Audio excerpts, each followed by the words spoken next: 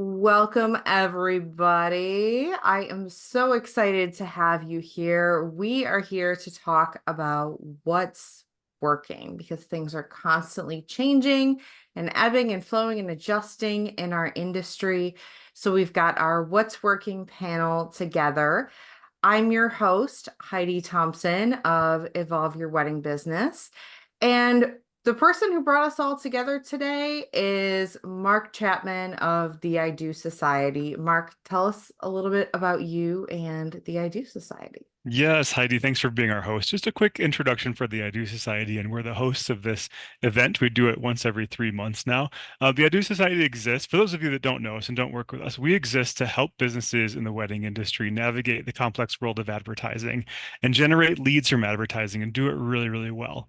And so that's our whole goal, our whole purpose. We love doing it, but we realize that advertising doesn't exist in a silo. You can run a great ad campaign, but if you aren't listening to what brides want, or your website isn't up to date, it doesn't work. And so for that reason, one of the ways we help make sure all the bits and pieces are in place so that your advertising does well is to listen and learn and what's working and what people are hearing. And that's why we're having this event today, to help make existing folks advertising better and also just to help folks in the industry understand what's happening so we can all navigate it together. And where can people go to learn more about the Oh, I Do thank you Society if for they're not asking. familiar? I'm like the worst at marketing my own business. The idosociety.com is a great place. Perfect. And I would love for you to meet our panelists here. I'm just going to go through and have each of them introduce themselves and tell you a little bit about them. Adriana, do you want to take it first? Hi guys, I'm Adriana. I own a marketing agency called Ava and the Bee, and we help wedding vendors like you stand out so that there's no competition. Lovely. And Amanda, tell us a bit about you. Hi, I am Amanda Bear. I am in the Houston market and I'm marketing director for three wedding venues, a small, medium, and a large. We have one that is currently under construction, the stables on the Brazos. So it's been a wild ride, managing booking it before it's ever finished. Been fun. I'm sure that is I've been definitely doing a it, lot. and I've been with the same company with Agave Estates for 15 plus years. So we've seen a little bit of everything. Awesome. Angie, tell us a little bit about you and your businesses. Sure. Hi, I'm Angie Oven. I own a bridal store, the Bridal Gallery in Salem, Oregon, here in the Northwest. And I'm also president of the Better Bridal Group, which is a nonprofit that is dedicated to building community and providing education for bridal retailers really all around the world. There's a few on the call today. And I'm also a business advisor for our local small business development center. So usually pretty acutely aware of economic conditions around. So happy to be here. Thanks for the invite.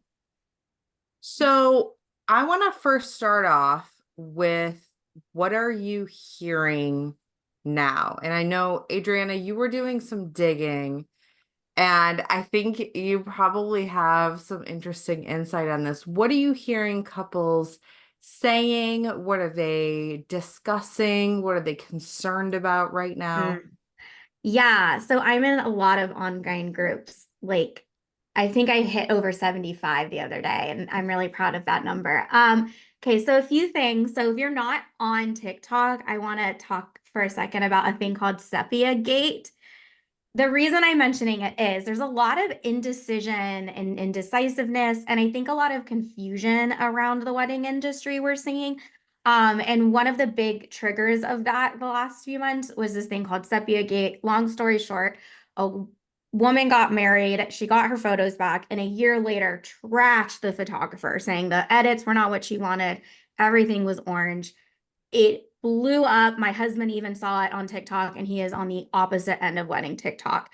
And what it did was it put a lot of people questioning, wait, if a photographer, like, how am I going to like my picture? So in the last 3 months, it has been nonstop questions about photography. And the biggest thing for that, I would say, is using a lot of couples don't understand what a lot of terms mean. So a lot of vendors, and this is for any vendor, you tend to rely on like buzzwords, right? You're like, I'm documentary, I'm organic, I'm true to life. Or if you're a planner, you might have certain buzzwords. And what I am seeing a lot of couples right now is they don't understand what any of those mean. So they're out here asking, I'm looking for this style, but I don't know what it's called. Or my planner sent me this document and is using all of these words that I don't know what they mean. So first, I think just being really cognizant, aware of why couples might have a lot of angst right now. And it's just because they're sitting in these groups and seeing all these things happen and they're feeling a little like, oh my gosh, I don't want this to happen to me. And then also trying to get away of how can we explain our services without having to rely on certain buzzwords that our couples don't know. So if you were to explain what you do to somebody outside of the industry, you probably wouldn't say, I'm a photojournalistic analog 8 beep bop boop photographer. You would probably say, I shoot stuff that's looks like true to color. So just to be thinking about how can we decrease some of these buzzwords because it's causing a lot of like confusion because they're already feeling a little indecisive. And the other big thing I'm seeing is I know we're in like a busy season for a lot of vendors in like around the country, like the Northeast and the Midwest, but vendors' response times are so slow right now. And the number 2 complaint online is why are vendors not responding to me? My wedding's in 6 weeks. I have nothing. So a lot of apprehension around that. So I know if you're in a busy season, try to consider, do I need to hire someone to come in a few hours a week and do email management? Because couples are feeling antsy and then they're not hearing from vendors. Those are kind of the big couple I'm seeing. Yeah, I think that is the probably number one way to wind up with a negative review of some kind is to instill that kind of unintentionally, instill that kind of like anxiety and like jitteriness in our clients. And that's no one wants their clients to have that kind of an experience. So, like you said, very simple solution. If you hire someone, even just for like a couple hours a week to deal with these responses, that alone can be a huge, huge game changer. I know I'm definitely seeing myself what you were saying about like that, the jargon, like the terms we use in the industry. I'm seeing a lot of people use terms like luxury and Oh, personalized. And I don't think that's what their clients say. I don't think that's what they ask for. I don't think people are coming to them and they're saying, I want a luxury destination wedding. no. So I guess my piece of advice there would be listen to what they're saying, ask them what they were looking for, ask them why they chose, ask them to describe it in their own words. Or a question I really like to ask people is, if you were referring me to a friend or the business to a friend, what would you say to them?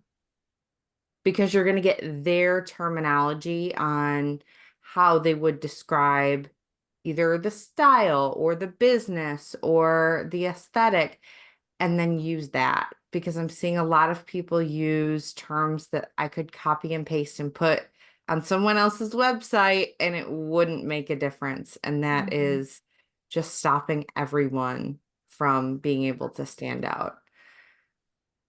Amanda, I'm curious what you're seeing here.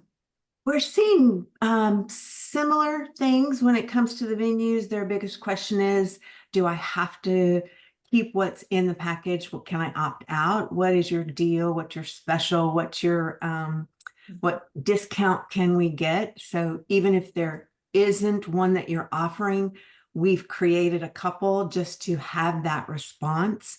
And then like y'all were saying, it's just that relationship from start to finish.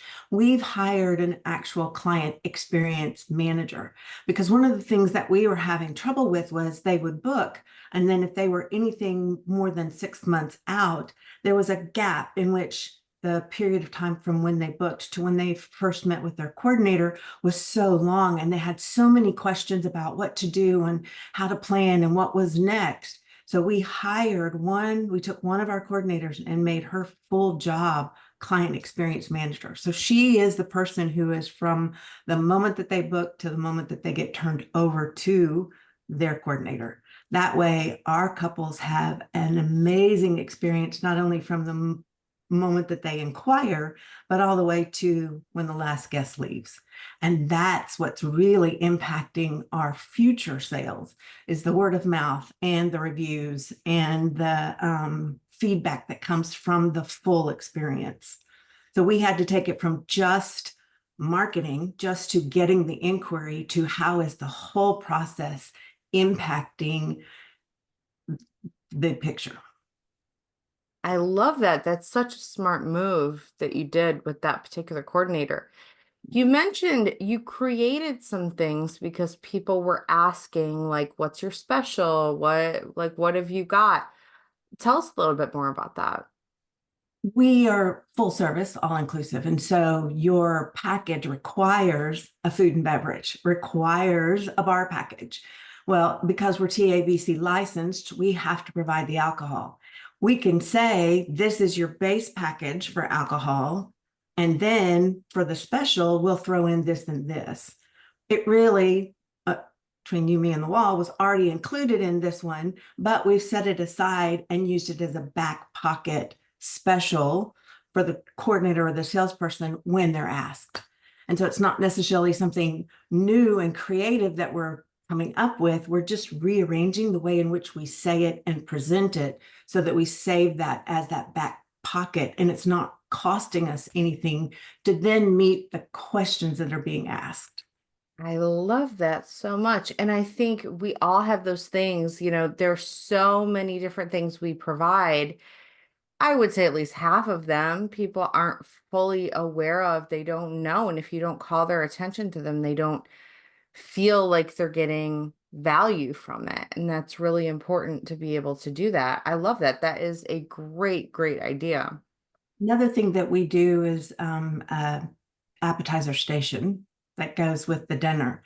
It's budgeted into the overall profit margins, but it's not mentioned in the package. And so, hey, if you book within the next 24 hours, we'll throw in this free appetizer station as well. They're going to get it anyway, but it's just a marketing presentation. I love that. That's a great idea, is to be able to add in an incentive that doesn't take a big chunk out of the overall profit margin. Angie, what are you seeing? Yeah, so dress shopping comes around the same time as the vendor is being sought out. So we're companion things. So it's really interesting to hear from Amanda in particular. Our brides right now, we're seeing that overwhelm, like everybody is seeing. There are so many social media channels and so much messaging coming at them all day. Right. They are they want to be educated, but they need it in a very simplified way. And so what is working for us is to just really dumb things down and simplify things. It's almost like going back to a picture book instead of novel, right? They don't need to read the whole story because they just don't have that attention span. So simplifying the messaging is super important, and also pivoting away from really aggressive sales language is something that we're finding is really important. My most successful stylist right now doesn't really even talk about it. She's just really focused on building a relationship with the client. The second thing that we're seeing is expectations are very high and they're very specific. And I think that also comes from just so much social media around them. Also, if you think about the demographic of a bride, they're getting married at the same time as a lot of their friends are getting married, maybe their sister. So, they have all of these things that they're trying to live up to. And so the expectations are higher than ever, and it can make for a really persnickety bride. There's a lot of choices that they have to make. So what works for us really is setting the expectations early. I loved what Adrian said about hiring a VA if you have the ability to do that. Not everybody has the ability to do that. You know, our struggle, I mean, we have a good sized team, but our struggle is the after hours because you know, brides want that immediate gratification. I mean, honestly, I was on Facebook at 3:30 this morning, just during my worry hour every night, you know, just seeing what's what. And I realistically don't, nobody's going to answer me at that time, except maybe my East Coast friends, right? But setting those expectations early is really important. And then following through on our promises, more important than ever, because brides are very quick to review you and they're very quick to tell their friends when something doesn't work out. And then the third thing, probably most importantly, what we're seeing is brides are less trusting than they ever were before. I love what Amanda said about packaging items, but we're specifically seeing that they're less trusting in the area of add-ons. So we're not selling as many add-on packages as we typically would be selling. The language around that is really important, and we're working through that right now, but they don't want to know, you know, what else you're selling. It's really easy to sell. So for example, our packages are like a gown bag, maybe gown preservation, gown pressing, gown cleaning, things that they actually need. But on the economical side, we're seeing brides with lower budgets than ever. So it's harder than ever to sell them these add-on packages. There's a lot of dialogue right now in some of the Brides on a Budget Facebook groups around tipping. It's a pretty hot topic. It really isn't much of an issue for us. We're not seeing any blowback on that personally in my store, but it is a thing. And I think that, you know, within the next couple of years, we're going to have to take a hard look at whether we can continue tipping or not, which is too bad because it's a way to give our staff a raise without having to pay for it, right? And then the other thing, again, that's really working for us is don't focus on the sale. Don't focus on, you know, what you're selling at all in those initial contact pieces. You're really just focusing on building trust with that bride, building the relationship, getting to know them. You know, we generally will mine their social media and get as much data as we can before they ever visit us in the store. And it really does give us a leg up. But you have to balance that now too, right? Because if they think you're a stalker, that's going to be a whole different conversation. We just have a very persnickety bride. And I think it really speaks to how important it is to personalize the experience. So your customer experience might be really dialed in. It might be 30 pages of all of the things that you're going to do from the very beginning to the very end. But you have to remember that today's bride also wants authenticity. They want something special. One of the things that my manager's on the call, so surprise, Lexi, I've been thinking about this lately. How can we give our stylists a budget of wow? You know, so maybe for every bride, they have an extra $50 that they can play with, and maybe they want to send that bride flowers at some point in the process. Maybe they want to throw in an accessory or something like that. You know, I think that it's really important that you personalize and make things very special somehow for that couple. I love that idea of a budget of wow. And I know bars often have just like a comp tab. Basically, anytime they want to, treat someone, it goes onto that tab. I think that's a very similar idea. You had mentioned simplifying things for clients. How are you going about that to kind of mitigate the overwhelm that they're feeling so you're not throwing too much at them at once? Sure. So first, Mark will be very happy about this because he's been on us about simplifying just the appointment process. You know, I think that as owners, we get out of touch. Even if we're in the mix of our business, we need to look at it through a customer's eyes pretty frequently. So if you go into your website and a lot of us have the ability to have the brides book appointments online. what is the GER? What are the pain points that they have? And I think Mark had pointed out to us that we have like 3 different places they have to click just to make an appointment. Brides don't want to shop with us that bad. I mean, let's be honest, they're going to take the path of least resistance. So it's really starting there, Heidi. That's one example. Another way that we're simplifying is even on our contract, we got really specific with just certain things. And this was kind of a result of COVID because we had a lot of pregnant brides. So we just have we have things on our contract now that you actually have to initial. And I don't know about you guys, I'll admit it, I don't read contracts. I mean, who has time for that? I just don't. And neither do our brides. They just don't. So, we simplify things in ways like that. I like that, calling their attention to it by having them initial. I think that's the only way to actually call someone's attention to something in a contract, because let's be honest, we're all like, yeah, okay, let's go. Yeah. Yeah. Mark asked, when they book an appointment, do we ask permission to look through their socials? So not when they book the appointment, but when we do, we always do a pre-call with the bride. The stylist calls the bride just to get to know them, understand their style. I think it's a really fun surprise for a bride when a stylist has built that connection to the level that they can actually have some dresses pulled when they come to the store. So that's always fun. For us, a lot of times a bride is shopping 3 or 4 stores in one day. They're making a weekend out of it. And that's something we really have to be aware of. So the faster and more strongly you can build that connection, the more apt you are to see them later in the day, right? So we love being the first appointment of the day because we have the ability to set the bar really high. And a lot of times they'll leave and shop, but they'll come back.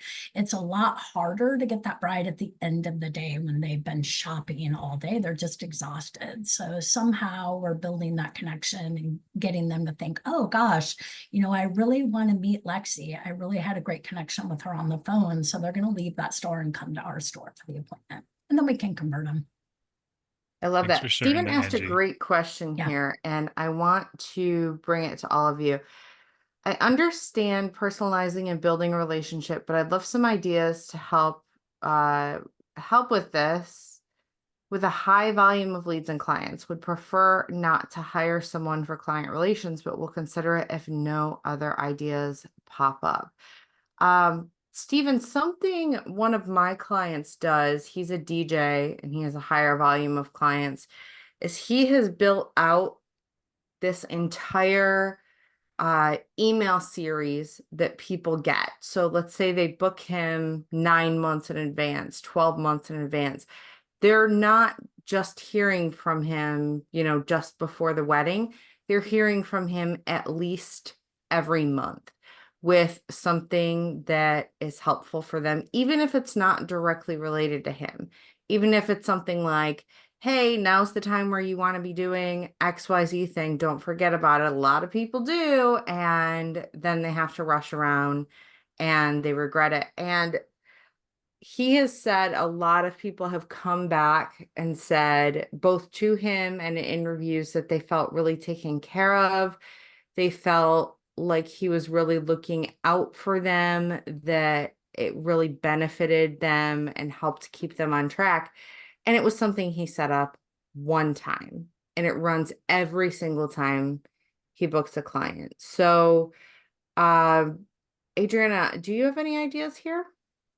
Well, my idea was also kind of yours, was the automated I sequences. We've love done that for a lot automation. of like hair and makeup artists that we work with too, because it's the same thing where they might book them 11 months or 10 months, and then they're not, they don't need them until, 30 days out or for the trial. Another thing I think to consider is also some of that personalization and high touch can actually come after their event by just simply sharing their event. And I know it sounds so small, but that's something couples really notice, is when a vendor just simply never talks about their wedding ever again. Like, it happened, they were one of 700 and they never talk about them again. Obviously, some clients ask for privacy, but as we know, 95% of your clients want you to talk about them all the time. So even if it's just making sure it's part of your systems where, like, okay, make sure at every wedding, if we're at the wedding, we make sure we have at least one story about it behind the scenes, or post one congratulations thing. Like, so what can you do after the event to also show that you're still keeping in those touch points? And it helps with that post wedding blues that they have, which is why sometimes it's hard to get reviews, is because couples get sad when their wedding's over. Like, that's probably a third of what you see in these Facebook groups is my wedding's over and I'm sad now. So we can make them happy by simply showing off their event, which can lead to a nice review because they feel like they're being thought about. And I think to add to that, in the after period, it does open up a lot of opportunities to, send them something physical, even if it's just a card, which is also something you can automate if you have a large number. But it does add that extra touch, and I think that's really important. Um, let's see. Angie, what are you seeing here? Do you have any ideas? Yeah, the thing that stood out to me in Stephen's comment was about the high volume of leads. So I guess it's perspective for me. Keep in mind that not every lead is going to be your client, right? So I think it's super important to have the right funnel at the very beginning, because if you have, say, 100 leads in a month, you can't expect to convert all of those. So get really clear on who the right lead is for you and put your effort there. Again, I don't think that everybody is going to have the capacity or the budget to hire a VA, and I don't think that's necessary. I think put the effort in at the very beginning to get that funnel down to the hot leads that are actually going to be convertible for you.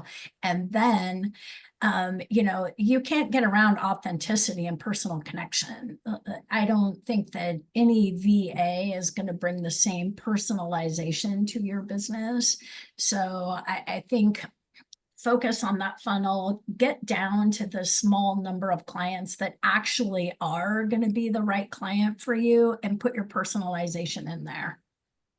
I want to Hopefully that jump in makes with sense. a book I'm reading about, like, well, the piggybacking off what you said, Angie, hiring a VA or hiring someone else to communicate your voice is the last thing you want to do. And the author of this book was sharing, like, when do you hire and what do you hire for? And they basically studied a ton of companies, like thousands of companies, and found that those that hired for back end stuff like bookkeeping and administrative stuff, but kept in-house the communications and the voice, succeeded more and faster, because that in-house voice and your voice isn't something that you should hire out. It's something you have a lot of control over. Put your money, if you're going to hire someone, into the bookkeeping and other things like that. That's That's a a good great point. You can point. buy I the love that. time Yeah. to spend on the client experience side. Even Well, if you you're can really even good at put yourself bookkeeping you or can so. put yourself through an exercise too. And I do this with a lot of my clients. It's really just 3 columns, right? It's what you have to be doing in your business and it's non-negotiable. It's what you really love doing in your business and what you hate doing. And a lot of people don't like doing the business side of their business. Some of those folks don't like doing the customer service side of their business. In our industry, I would definitely question whether you're in the right business. But honestly, I think if you put yourself through that exercise and really understand where your strengths and weaknesses are as an owner, you'll free up some time to really pursue that personalization and that customer side that's so important in a small business. I'm I was glad you going to said say the that, same Mark. thing. Like, if you're Yeah. in the wedding industry, that customer service side, like, if that's not you, you may be in the wrong place. Like, because it's such a personal experience, right? Shopping for mattresses, not so personal. You can figure that out. But the wedding industry is so personal. Yeah. One of the things that we did in just to kind of follow up with that is the lead follow-up is critical. It is the number one priority. And we had automation set up. It was great. We were sending out, we had it A, B, and C. But what we were finding is that we were getting ghosted so much. So we stopped it so that the first follow-up is, tell me a little bit more about yourself. Tell me about your wedding. What day are you looking for? How big is your guest count? What are your desires, so to speak, and then we put them into an automation, but we've connected and created the relationship to start with, and then can do the things that can be just automatic later. And we've found by doing it that way, making that first step in the process and shifting when the automation starts, that we're getting more qualified leads, and those that come to tour are closer to booking than just a, hey, book a date and we'll see if you show up kind of thing. That's brilliant, Amanda. I have a question for you on that. I don't know if this is something you built out or not, but like, do you have different automations for different people? And I don't want to overcomplicate it because maybe that's not realistic, but it's like if you have that personal connection in the beginning, you find out who they are. Like, okay, this is a budget bride that's money is their most important thing. Here's the automation for them. Or this is a bride who like the aesthetic is the most important thing. It's just I've never even thought of that till you said it, but I was like, oh, like personalize it and then get to work. Is that something you do?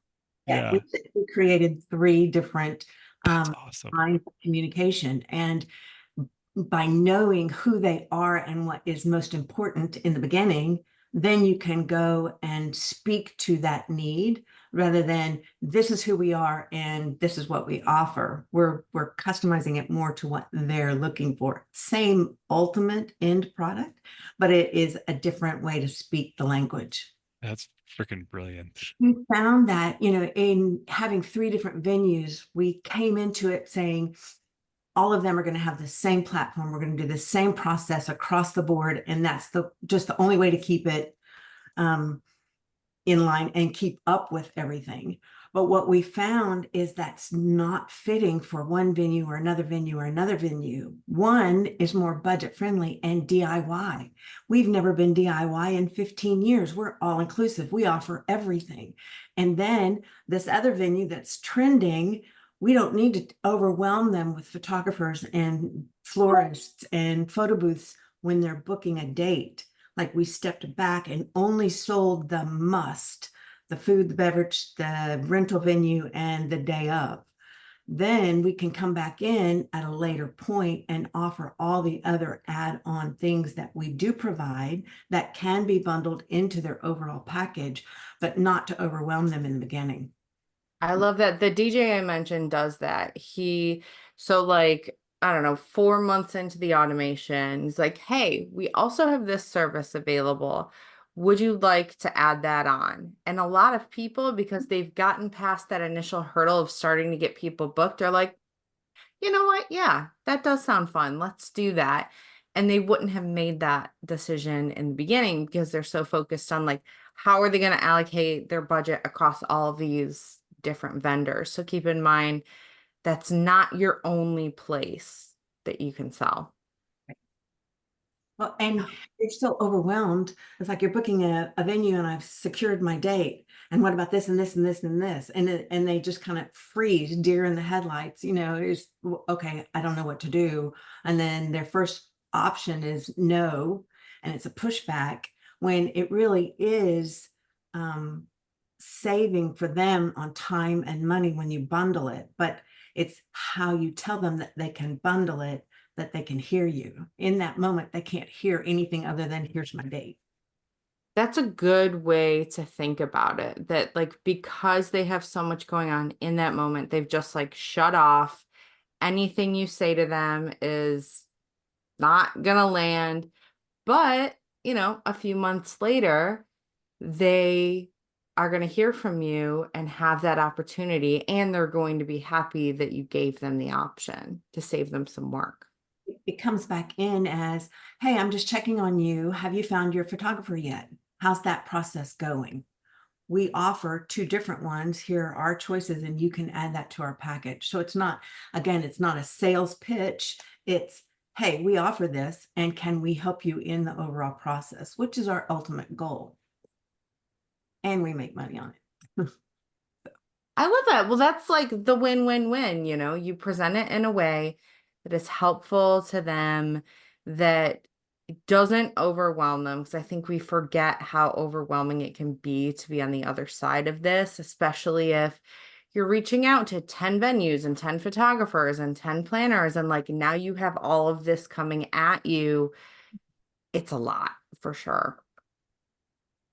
So Stephen, tell us, does that help you start thinking about some ideas there? And if you tell us what you do, we might be able to brainstorm a little bit more specifically around what you could be doing yourself. Mhm. All right. So we've talked a bit about what changes you're seeing, but are there any other changes that you're seeing at the moment that, really stand apart from earlier this year, last year? And I'll just open that up to any of you if there's anything that you are seeing that is a little bit different. I don't mind starting that one out. I think we are seeing a much more anxious bride. They're very tentative. They want to shop around and they want choices, but they can't manage the choices that are in front of them. So a few years ago, we went through a rebrand, and I think Mark walked this journey with us too. And we became the bridal BFFs. And so I'd like to say I planned ahead, but it was not my idea. It was our website designer. And it turned out to be a really great thing because as we were talking through the last piece, what Amanda said made me realize that, we can't have a relationship where we're face to face with our customer anymore. We're side by side and we're walking through that journey with them. So we're faced with this anxiety all the time. And that's what we're seeing. So we're more therapist than salesperson in a way. I mean, I used to say that jokingly 10 years ago, you basically need a psychology degree in our business, but it's actually true now. We actually have a full service alterations department as well, and we're seeing it there more than ever. It's a full-time job to manage the emotions and the dynamic in that department. We're also seeing a decreased price point, really more budget bride than ever before. So, I think that from a business perspective, it's more important than ever that you're not only thinking about the customer perspective and, that whole side of the experience, but you have to be really working the business levers at the same time. The temptation in an economy that we're seeing right now is to lean out of marketing. And really, your strategy must be to lean into marketing because here's the thing, 90% of your competitors are not going to do that. So you're smarter if you just hang on and hit that marketing hard. I have to bite on that little piece of fruit, Angie. I'm so sorry because of You're who I am and welcome. what I do. You're Yeah, no, welcome. what No, but it's true. I mean, it's you and true. I have talked about this. Yeah. And one thing that we're seeing, obviously, we talked about this, is like decision making time frame is longer. People are uncertain about the election in the fall. People are uncertain about the economy. And when you advertise now and you are in you're present in that bride or in that couple's journey the next few months, they're going to be the ones that you're going to be the ones that they remember later on down the road. You stop being present in their sphere, in their world, and they will choose your competitors. And I know that that comes differently from someone like myself in this position, but truly, like, it's about being present with them. And like you said, Angie, side by side with them for the next while, because I think for the next few months, people are still going to have that decision weariness, the decision weirdness. Like, it's just the world we live in at the moment, and there's nothing that we can do about it. But if you give up and you stop being present with them, where else are they going to go? Somewhere else. That's my soapbox. Thank you. Well, No, and I mean, marketing isn't always sales, right? Sometimes we found in our funnel with our customer, we realized everything we were doing was around sales. So now we built in what we call smart flows where, we just do a check-in like, hey, how's it going? It's 30 days out from the wedding. Who are you ready to kill today? Like, we try to keep it light. I'm not sure that we actually have that language, but knowing us, it's probably pretty close to that. I And love that. we've been experimenting with some advertising that's like education focused, and we have this one store in Florida who they have a TikTok ad, but it's all about like how to prepare for your appointment. And we've noticed that the click-through rates, the cost per click, and the interactions as a result of that education focused ad is actually the best thing that works for that particular store. And it's not sales. It's like, hey, if you provide education to them, they're going to remember you and they're going to be grateful for it. They may not say it that way, but subconsciously, if you educate them and you use your advertising dollars to do it, they're going to remember you and they're going to make that choice to go to you instead of someone else. And it's something that most wedding businesses aren't doing. Most wedding businesses, when they don't see the difference between marketing and sales and realize that marketing can be inspirational, marketing can be educational, marketing can be entertaining. There's all of these different facets of it. And when you tap into some of those, it allows you to definitely stand out on the platforms that you're marketing on. Yeah, I mean, as a marketing agency, our clients that stick with us year after year don't feel any of this because they never stopped marketing during the slow and they never stopped marketing during the fast. So it's definitely, and I know like it's hard. I'm glad you guys are saying it because as a marketing person, when I say it, I know they roll their eyes. They're like, well, of course you're saying that. And I'm like, well, you're in my inbox for a reason. And like, so I think and I think going to that anxiety thing, I think one of the reasons there is this increased anxiety is they're in the driver's seat again. We have to remember that like for the last few years, they were not in the driver's seat. They had to make decisions. And you get more anxious when you have more time to make a decision. Like it's just human nature. If you give someone 6 months to make a decision, they will most likely use 5 months and 30, like they'll use it till the very last day to make a decision, even if they're quick decision buyers, because it's just a human nature to be like, I'm going to mull on it and find my options. So now that they're in that driver's seat, it's a little bit more like, well, they have more space. So they're going to kind of be thinking about how can I be slowing things down and taking my time. So I think it also just has to do with the ebb and flow of the seasonality of it. Angie, I'm curious, you mentioned like the different levers you have, and I think that's really important to emphasize. So you said you're seeing lower basically spend per customer. What is your approach in dealing with that? Yeah, it's tough, and I have an answer, but the other part of that problem is you've got a lower budget bride, but you've got a higher touch requirement, right? So when I say levers, I don't think I've ever employed so much financial strategy in my business as I have this year. For example, it's really important that you're looking at your inventory and you're really analyzing what's performing in your store. And there aren't a lot of retailers on today, so I won't go too far into that. But managing your expenses becomes really super important. Look at your industry standards. What percentage should you be spending on staff? What percentage should you be spending on marketing? Most businesses should be spending between 6 and 8% on marketing. So those are some of the levers that I'm really watching. Payroll has been a really hot button for me this year. It used to be that in our business, we'd spend, around 12%. It's now up around 25 to 28%. So that's a huge increase. And then you're faced with the thought of, okay, well, maybe tips won't be around in a couple of years. Maybe attracting the right person means that I'm adding healthcare or, other benefits. There was a lot of talk today about VAs and some of those requirements. So the levers really come in the area of expenses, Heidi, because if your average spend is down, that affects your revenue, and you can easily go after more volume. But if you don't have the people in place and the processes in place to support more volume, you're going to hurt yourself more than you're going to help yourself. So I think it's more important than ever to really be looking at your bottom line, your profit number, more than you're looking at your top line revenue. If you've been chasing $1 million sales number or whatever that number is for you in your mind, we all do it. And that's really great. But if you're making $500 at the end of the year, you need to you need to have a bit more of a come to Jesus with yourself. So it's much harder than it used to be.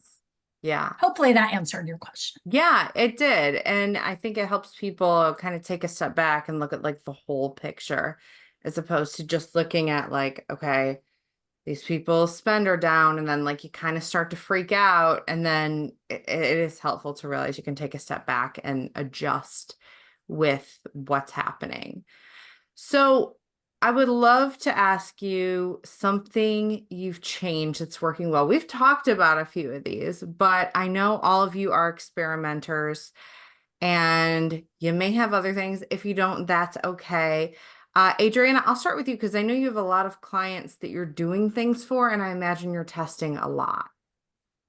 Yeah, I would say one of the things we've been really focused on for our clients is coming out of,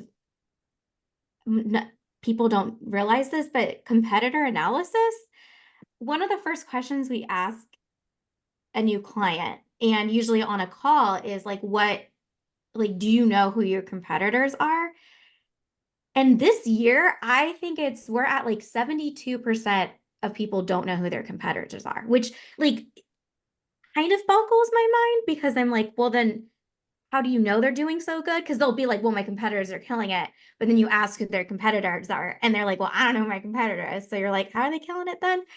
So we've been really trying to focus. I mean, we've always done competitor research, but really trying to focus on, okay, it's not just like knowing who the competitor is, but how are we differentiating ourselves? Because we know there are competitors out there for every single thing. Like two photographers will look very similar, which means they're competitors. So for us, we've been kind of diving a bit more into that, especially with our more strategy clients where we're not implementing marketing. We're trying to figure out, oh, okay, who are your competitors and what do we have to do different? But also making sure they're aware of keeping tabs on what they're doing, because like I'm not saying like keep tabs to give you anxiety or to copy them, but at least understand when they're shifting so that way you can understand, okay, what am I doing that's going to be a little bit different. So that's kind of the first thing. And the second thing we've been really focusing on with some of our recent clients is trying to make the funnel journey as clear as humanly possible. So this kind of goes in that anxiety thing, but one of the top questions being asked in these groups from couples is, I don't understand what to do once I inquire, right? Everyone keeps talking about this discovery call or a call. What is a call? Like they truly don't understand what you mean when you say get on a call with them, because they don't ever have any other time where they're just being asked to get on a call, right? Like this is kind of a weird thing. So we've been trying to make it as simple as available. So whether that is having an automated inquiry funnel of like when you hit submit on the contact form, we are going to do the following things. We are going to send you a pricing guide. We are going to send you a link to book a call with us. On this call, here is how the call goes. The first 5 minutes, I will be talking about this. If you will have time to ask questions. Some common questions are XYZ. And it sounds so basic, but those clients we've implemented, their conversion rates are through the roof. Because the reason they were getting ghosted is no one knew what to do. Because here's what's happening. They're going to Instagram, they're going to Google, they're emailing 10 venues at the same time. They're literally beep, beep, beep, beep, beep. Then they're wondering, what do I do next? And the vendor that tells them what to do next makes them comfortable. And they go, oh, this venue told me I'm going to hop on a 30-minute call. I'm then going to be able to tour the venue. Or this photographer said, we're going to hop on a video call. Even saying that it's video versus phone makes a huge difference because, again, they have a full-time job. If you're expecting them to stop in the middle of the day to have to get on a video call with you, I had one client that was like, I only do video calls. And I'm like, that's why no one's booking you, is they are probably going to be calling you from their car at lunch. Don't require video. Give them an option to even email questions. Like we have to be able to do it. So anyway, long-winded version of making it really clear, giving them the questions they should be asking, turn that into a blog post. Y'all use that for good SEO and send it to them and be like, I know that this initial call is so confusing because every vendor does it different. I get it. I wrote a blog post that talks to you exactly what to expect on this 30-minute call If you have any questions or any hesitations, just let me know. Just shoot me an email or a text. We'll get it solved for you. So even just like that entry to barrier, I mean, even if it's like booking a doctor's appointment, how much better it is if you actually know what to expect. So Yeah, that's an that's what I'm excellent thinking. point. And all of the anxiety comes from the unknown. The unknown. Yep. So I think I love that. And it's don't like going expect back to people. that 101 we talked about earlier, like we have to break it down even more elementary. Like what I tell my team all the time when we're sending out reports to clients and it's too confusing, I'm like, explain it like I'm 5. That's too complicated. Explain it like I'm 2.5 years old, because that is truly where we're at. And that's not a bad thing, but it's like, if you're trying to explain something to a client, I want you to literally ask someone who's a kid if they get it, because they're That's brilliant. stressed. Yeah, And, they're and think stressed. we forget so often that this is the first time they're going through that. Yeah. We do it all day. We know the process all day long. And I think there's a takeaway there, Adriana, where it's like, I think everyone who's listening to this and watching this should set a 30-minute time block and go through your communications and every step of the journey in your communication. Are you telling that person what to expect next? And I want to add on one bit to that, what to expect next and what the benefit of taking that next step is. How is that taking that next step, showing up to the video call, going to benefit you and make your life better? Because if you tell them what to expect and tell them what they're going to get out of it, there's no more fear and it's turned into a positive piece of communication about how their life will be made better. I think that's freaking brilliant. I love that so much. Amanda, is there anything you've changed that's working well for you? We originally had this fancy package that was click through, click through, click through, click through. And this package would lead to a 5-page over here with descriptions and all kinds of everything that you could need to know. And what we found is that people were never going to the click through. They never got to the secondary pieces. And so in listening to the other conversations, we are thinking about putting together our package now in pieces. So like not even when they want to know what's your pricing, what's included.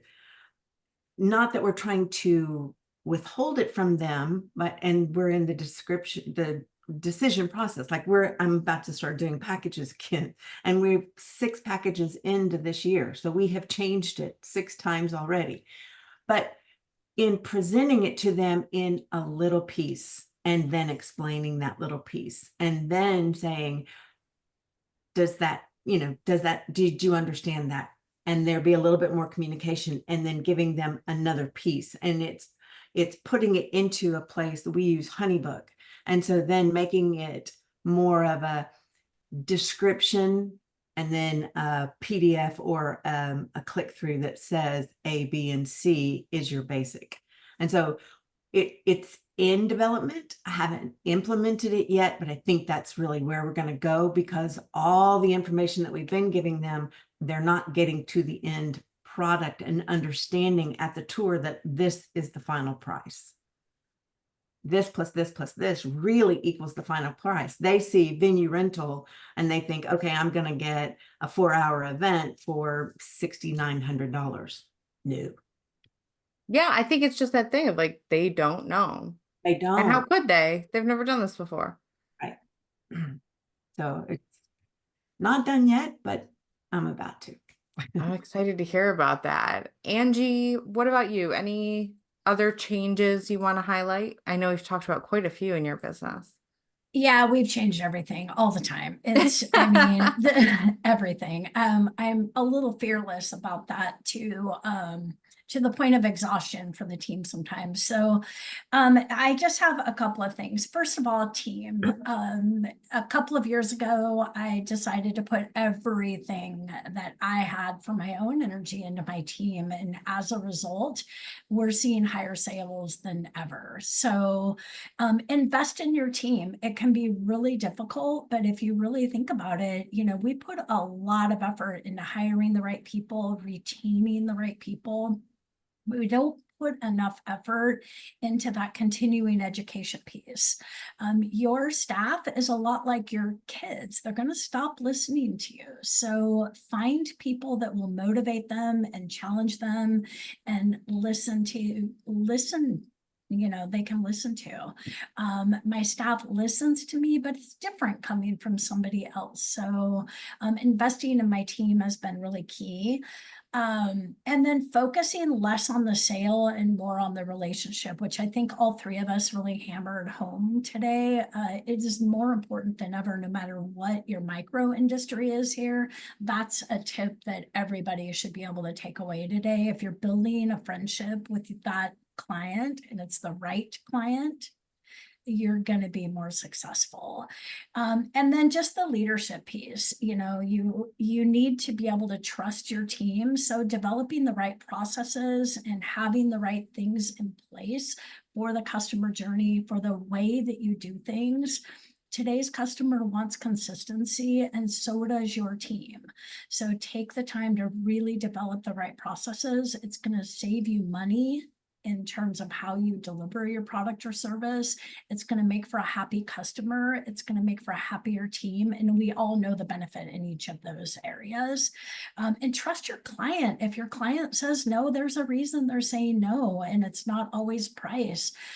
So really understand who your client is and what's your line in the sand when you're going to stop chasing the wrong clients and really get clear on who that client is.